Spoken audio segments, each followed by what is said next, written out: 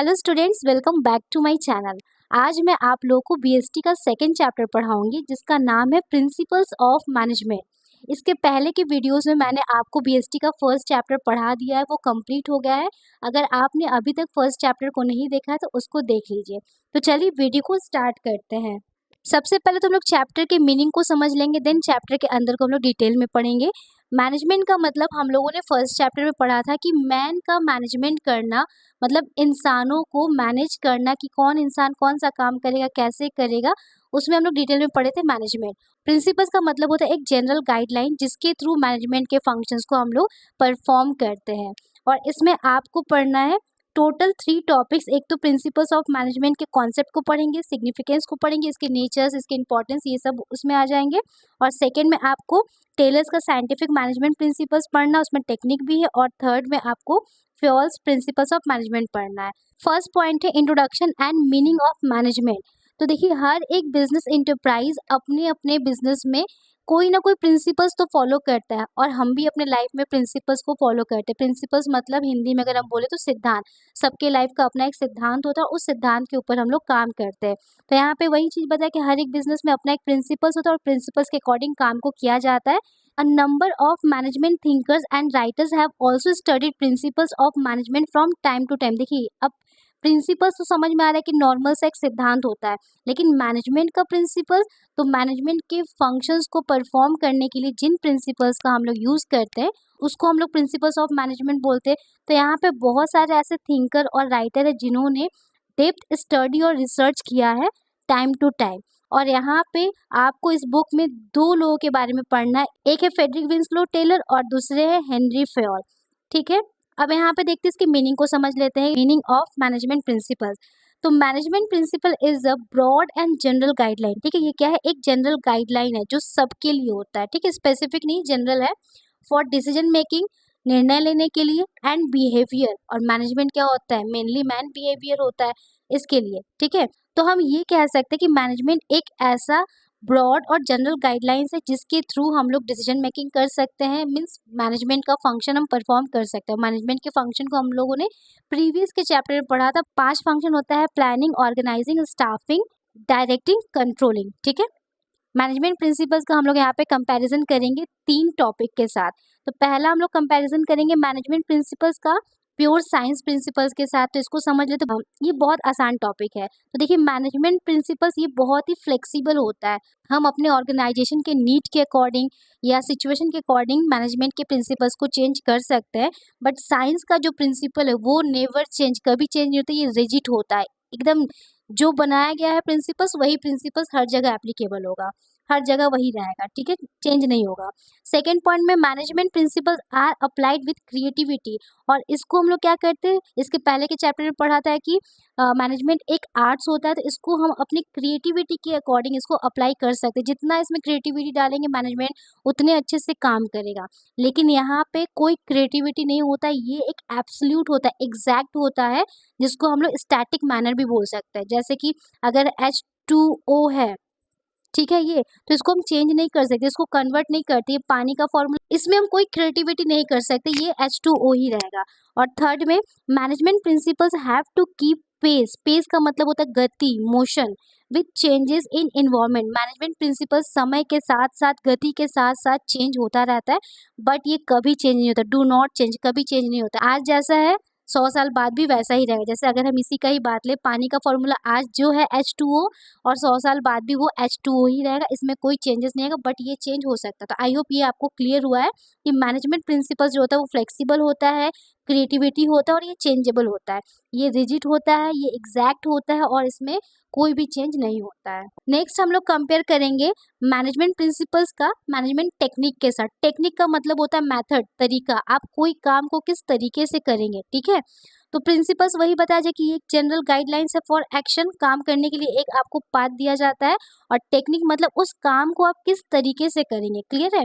Management techniques are method and procedures which involve series of steps to be perform to accomplish goal. Goal को achieve करने के लिए हम लोग steps में काम करते हैं, सीरीज में काम करते हैं, उसी को हम लोग टेक्निक कहते हैं। और सेकंड क्या है? मैनेजमेंट मोर फ्लेक्सिबल है और टेक्निक लेस फ्लेक्सिबल है। मोर फ्लेक्सिबल इसको जब तब हम इसको चेंज कर सकते हैं, लेकिन टेक्निक को हम लोग बार बार चेंज नहीं करेंगे। अगर काम करने के तरीके को बार बार चेंज करेंगे तो हमारे यहाँ का एम्प्लॉयज़ या वर्कर्स वो कंफ्यूज हो सकता है, वो फिर सोचेगा कि अब कौन से तरीके से काम को करें। तो ये चेंज होता है, लेकिन एक लंबे समय के बाद चेंज होता है, जब नीड होता है या कोई नया टेक्नोलॉजी आता है, देन हम इसको अपडेट करते हैं, लेकिन बार बार चेंज नहीं करते हैं। ठीक है, एक एग्जाम्पल से इसको समझ सकते हैं। जैसे अकाउंटेंसी में आप लोगों ने डिप्रिसिएशन पढ़ा था क्लास 11 में। ठीक है, अब डिप्रिसिएशन में दो मेथड होता है, आप स्ट्रेट लाइन मेथड यूज करेंगे, रिटर्न डाउन मेथड यूज करेंगे। तो कोई एक मेथड को यूज करिए, उसको कुछ समय तक, कुछ सालों तक चलने दीजिए, फिर नेक्स्ट को हम लोग चेंज करते हैं। ऐसा नहीं कि एक बार स्ट्रेट लाइन मेथड करेंगे तो दूसरी बार रिटर्न डाउन, फिर स्ट्रेट लाइन, फिर रिटर्न डाउन। तो इस तरीके से जो भी सामने वाला मेरा एम्प्लॉय होगा, वर्कर्स होगा, वो कंफ्यूज हो जाएगा। टेक्निक को हम लोग फ्रिक्वेंटली चेंज नहीं करते हैं, ये कुछ समय के बाद चेंज होता है, इसलिए यहाँ पे क्या लिखा है, लेस फ्लेक्सिबल। क्लियर है। अब नेक्स्ट हम लोग थर्ड कंपैरिजन करेंगे प्रिंसिपल्स का वैल्यू के साथ। वैल्यू मतलब होता है एथिक्स, क्या करना चाहिए क्या नहीं करना चाहिए, ये हमारे बिहेव में आता है। ठीक है, वैल्यू, हमें बड़ों को रिस्पेक्ट करना चाहिए, बड़ों का बात मानना चाहिए, हमारे लिए वैल्यूज है। अब इसमें कंपेयर करते हैं, management principles are guideline for managerial action. वही चीज़ है कि ये एक गाइडलाइन है जिसके थ्रू हम लोग मैनेजमेंट एक्शन को करते हैं।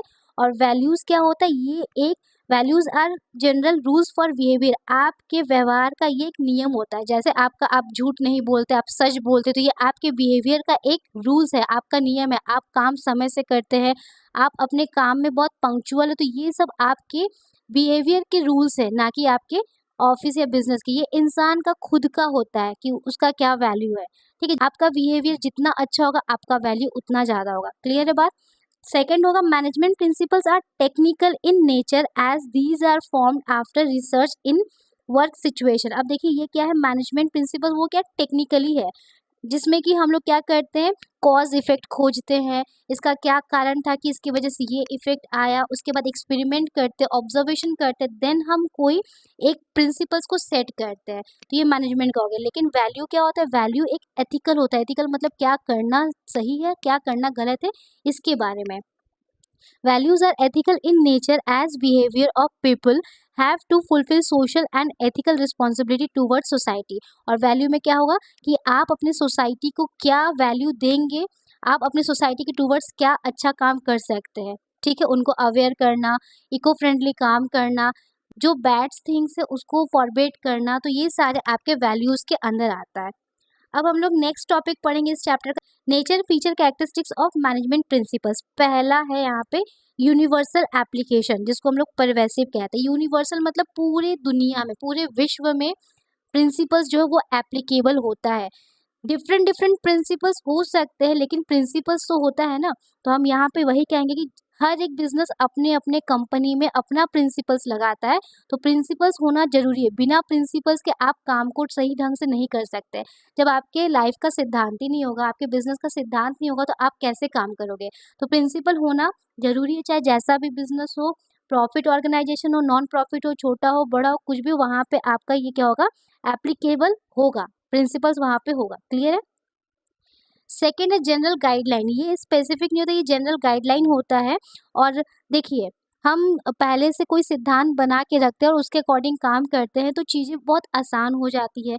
अगर प्रिंसिपल्स बना के रखेंगे तो हम उस प्रॉब्लम से कहीं ना कहीं ओवरकम हो सकते हैं, बट ये भी नहीं सोचना है कि अगर हम प्रिंसिपल्स बनाए तो पूरी तरीके से ये एक रेमेडी है जिसके थ्रू हम प्रॉब्लम को शॉर्ट आउट कर सकते हैं। और ये भी नहीं सोचना है कि अगर हम प्रिंसिपल्स नहीं बनाएंगे तो बहुत अच्छे से काम को कर लेंगे। तो कभी भी प्रिंसिपल्स को अंडर एस्टिमेट नहीं करना, क्योंकि एक छोटा गाइडलाइन भी कहीं ना कहीं आपके प्रॉब्लम को शॉर्ट आउट कर सकता है, लेकिन वो करेगा ही ये निश्चित नहीं, लेकिन हो सकता है वो आपके काम आ जाए। तो प्रिंसिपल्स बनाना बहुत जरूरी है, और ये एक जनरल गाइडलाइन होता है। क्लियर है। थर्ड पॉइंट में, formed by practice and experiment. तो ये जो जितने भी प्रिंसिपल्स बनते हैं ना, इसमें प्रैक्टिस किया जाता है, इसका एक्सपेरिमेंट किया जाता है, ऑब्जर्वेशन किया जाता है, डीप रिसर्च किया जाता है, देन जाके एक प्रिंसिपल को सेट किया जाता है ऑर्गेनाइजेशन में। फ्लेक्सिबल, इसको अभी हम लोगों ने पढ़ा था कि जो प्रिंसिपल्स होते हैं वो बहुत फ्लेक्सिबल होते हैं। मैनेजर्स अपने अकॉर्डिंग इसको मॉडिफाई कर सकता है, अपडेट कर सकता है, चेंज कर सकता है।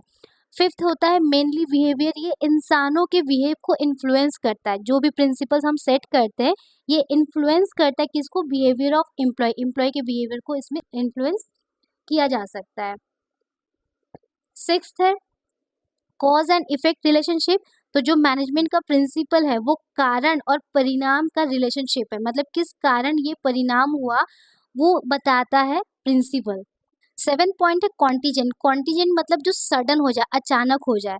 तो देखिए, और ये जो चेंजेबल भी हो सकता है, तो मैनेजमेंट प्रिंसिपल्स आर कॉन्टीजेंट, ये सडन हो सकता है और डिपेंड अपॉन द सिचुएशन, जैसा सिचुएशन होगा वैसा हम प्रिंसिपल सेट करेंगे, तो इसको इसीलिए हम लोग क्या बोलते हैं, कॉन्टीजेंट, मतलब अचानक कुछ भी हो सकता है।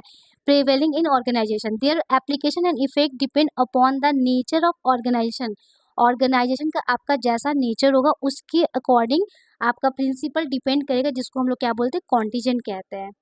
तो ये था आपका 7 फीचर्स। क्या था, एक बार रिवीजन कर लेते। पहला था यूनिवर्सल एप्लीकेशन, सेकेंड था जनरल गाइडलाइन, थर्ड था from by practice and experiment, fourth है फ्लेक्सिबल, फिफ्थ है मेनली बिहेवियरल, सिक्स्थ है कॉज एंड इफेक्ट, सेवेंथ है कॉन्टीजेंट। इसका आप अपने कॉपी में नोट्स बना लीजिए।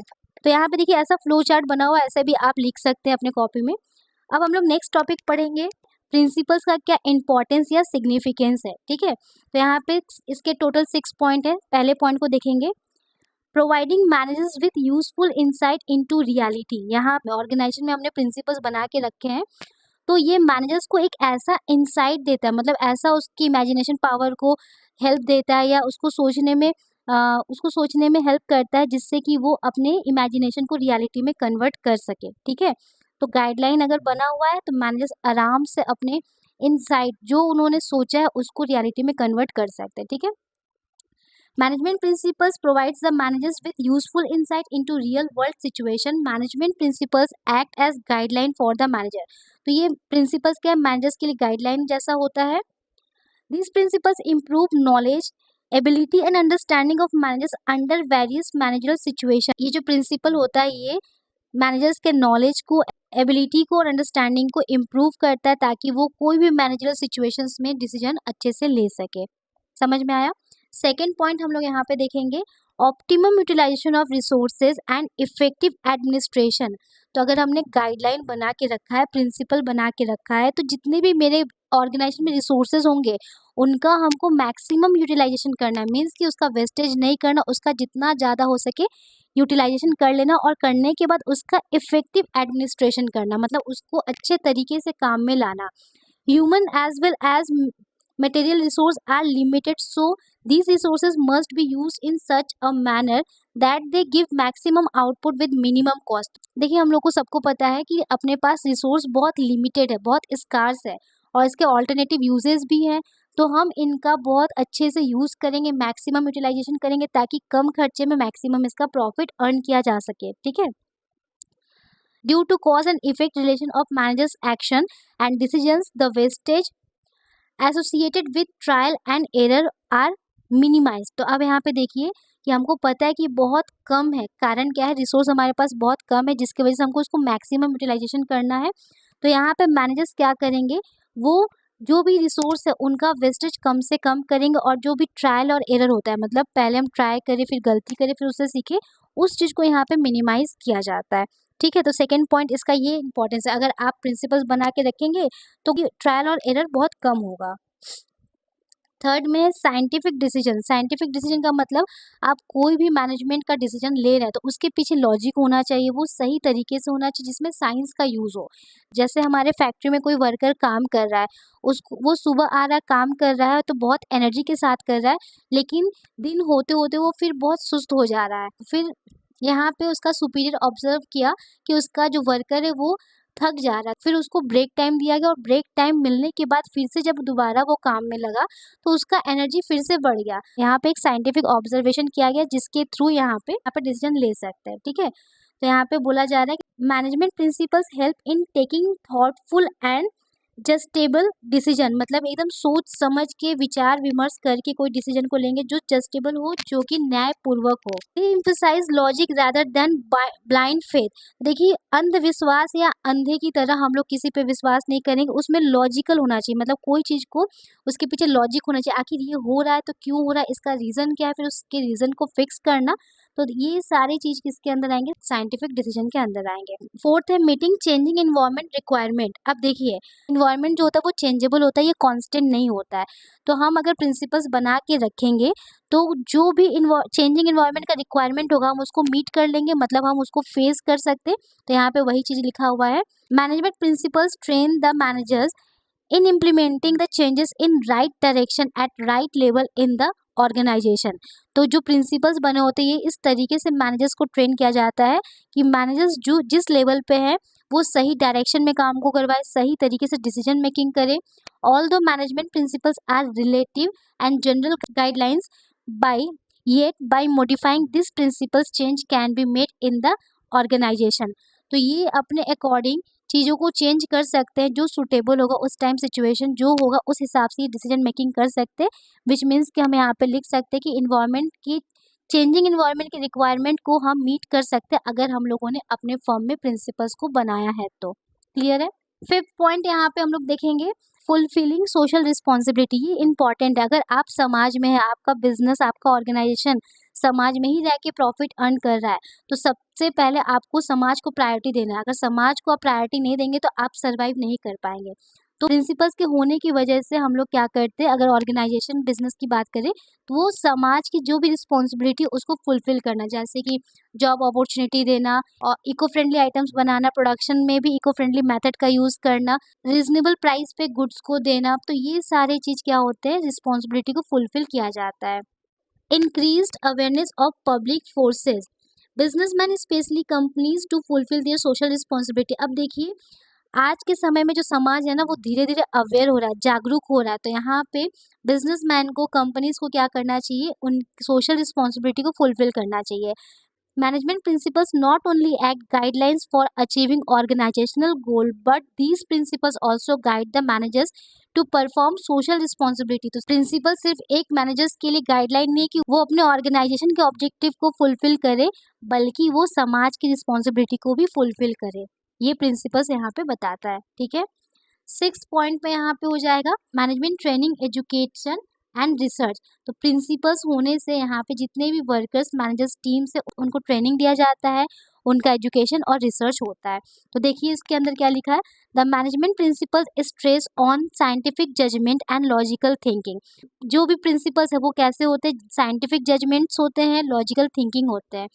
As a result these principles act as based of doing research and development in management study. तो मैनेजमेंट की स्टडी में ये क्या करता है, रिसर्च करता है, डेवलपमेंट करता है।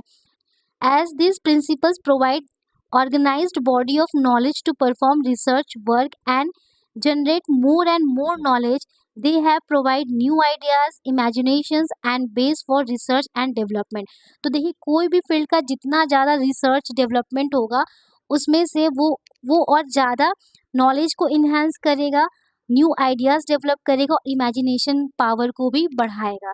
ठीक है। तो यहाँ पे क्या बताया जा रहा है कि मैनेजमेंट की स्टडी में रिसर्च और डेवलपमेंट किया जाता है, जिसकी वजह से यहाँ पे क्या होता है कि जो मैनेजर्स होते हैं ना उनके दिमाग में न्यू आइडियाज़ आते हैं, जिसको हम लोग बोलते हैं इनोवेटिव आइडियाज़। इमेजिनेशन पावर बहुत बढ़ता है। हम कोई चीज़ को इमेजिन अगर करते हैं तो उसी के अकॉर्डिंग काम को करते हैं। मैनेजमेंट मैनेजर्स को ट्रेन करता है, एजुकेट करता है और रिसर्च करने के लिए भी ये मौका देता है। तो ये इसके 6 इंपॉर्टेंस हो गए। तो यहाँ से आप अपने कॉपी में नोट्स बना सकते हैं। तो वीडियो को यहीं पे एंड करते हैं। आई होप स्टूडेंट आज का वीडियो आपको समझ में आया है। इस वीडियो को ज़्यादा से ज़्यादा आप शेयर करिए, लाइक करिए, कमेंट करिए और मेरे साथ बने रहिए। मिलते हैं नेक्स्ट वीडियो में नए टॉपिक के साथ। तब तक स्वस्थ रहिए, मस्त रहिए। Till then take care, bye bye.